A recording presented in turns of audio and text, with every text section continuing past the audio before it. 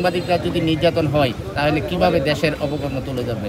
তা আমি মাননীয় যে বর্তমান সরকার উপদেষ্টা আছেন ওনার কাছে বলবো যে সাংবাদিকদের সুরক্ষার জন্য একটা আইন করা দরকার, যাতে ভবিষ্যতে কোনো সাংবাদিক এভাবে হত্যাকাণ্ড না হতে হয়।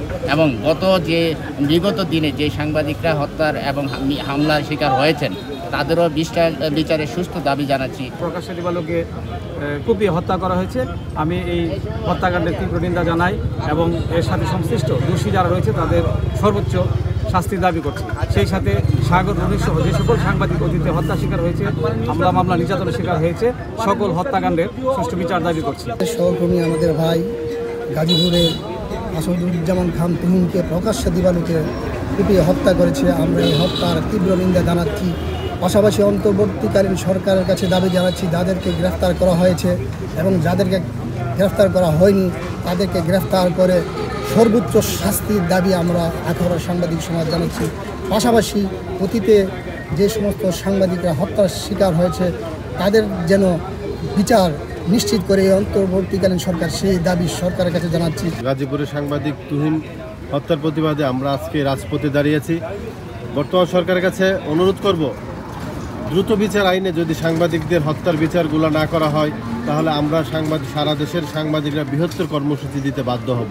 সরকার যেন সাংবাদিকদের সুরক্ষায় একটি আইন করে এবং আমরা যেন কোনো সাংবাদিককে নিগৃহীত হতে না হয় এবং হত্যার শিকারও হতে না হয়। আমাদেরকে গণমাধ্যম সাংবাদিকতাকে রাষ্ট্রের চতুর্থ স্তম্ভ বলা হয়। আজকে আমাদের এই চতুর্থ স্তম্ভের অবস্থা কোথায়? আমরা বারবার এই রাজপথে দাঁড়াই আমাদের সহকর্মীর বিচারের দাবিতে।